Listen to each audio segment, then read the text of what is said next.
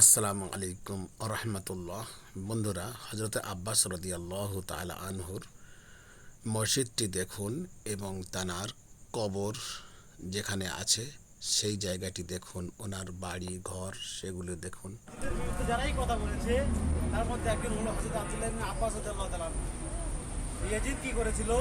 70 জন সাহাবীকে তায়েফের জমিনে টুকরো টুকরো করেছিল শুধু ক্ষমতার জন্য। ওই সমস্ত সাহাবীদের হুজুরদের খবর হলো এটা এর মধ্যে রাখা আছে। তো এর সামনে যেটা দেখা পাচ্ছেন এটা হলো মসজিদ হযরত আব্দুল্লাহ ইবনে আব্বাস রাদিয়াল্লাহু তাআলা। ওনার নামকরণ নামেতে এটা দেওয়া হয়েছে। উনি ছিলেন কি? ওনাকে বলা হতো রাইসুল মুফাসসিরিন, মানে যারা তাফসীর করতো তাদের তিনি কি আমির ছিলেন, সবচেয়ে বড় যিনি তাফসীরকার ছিলেন তার নাম হলো হযরত আব্দুল্লাহ ইবনে আব্বাস রাদিয়াল্লাহু তাআলা। তিনি ছিলেন আল্লাহর রাসূলের চাচাতো ভাই। ওনার নামে লাইব্রেরি করা হয়েছে এখন এটা, এবং ওনার বাড়িও এখানে।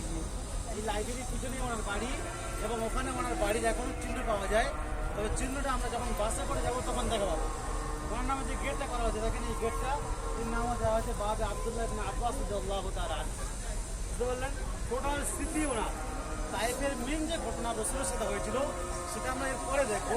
কিন্তু এই জায়গায় মূল হলো সাহাবা হুজুরদের, মানে যারা শহীদ হয়েছেন তাদের মাকবারা এবং হুজুরের কবর এবং তার নামে মসজিদ এবং লাইব্রেরি।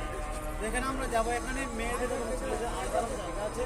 মেয়েরা একসাথে যাবো, গিয়ে ওখানে ওযু করে নামাজ পড়বো। যেহেতু জোরের আজান মানিটি হয়ে গিয়েছে, তো নামাজ পড়ে নিয়ে আমরা ওখানে দাঁড়াবো। মেয়েদের যেখান থেকে ঢোকাচ্ছে ওখানে আমরা দাঁড়াবো। পুরুষরা নামাজ পড়ে এসে আমরা ওই জায়গায় দাঁড়াবো, হুজুরের কবরের ধারে ওখানে দাঁড়িয়ে একটুখানি কবর জিয়ারত করবো। আমরা এখন যেদিক থেকে যাব একটা জায়গা নির্দিষ্ট করে দেবো। মহিলা পুরুষ ওখান থেকে আলাদা হয়ে যাবে, আবার সবাই নামাজের পরে ওইখানে আসবে। ঠিক আছে? আর আমরা আরবি পড়তে পারি। এদিকে দেখা যাক ওই জায়গাটা আছে মাত্তাবত আব্দুল্লাহ ইবনে আব্বাস। তো আব্দুল্লাহ ইবনে আব্বাস রাদিয়াল্লাহু তাআলা আনহু লাইব্রেরি ছিল এটা, এবং এর মধ্যে ওনার স্মৃতির বহু কিছু সংরক্ষিত আছে। আগে ওই লাইব্রেরির দরজা পর্যন্ত যেতে দিত, কিন্তু এখন সেটাও বন্ধ করে দিয়েছে। এখন ওটাও যাওয়া সম্ভব হচ্ছে না। হ্যাঁ, এই তো বন্ধ, দেখতে পাচ্ছ। এখান থেকে তো যাওয়া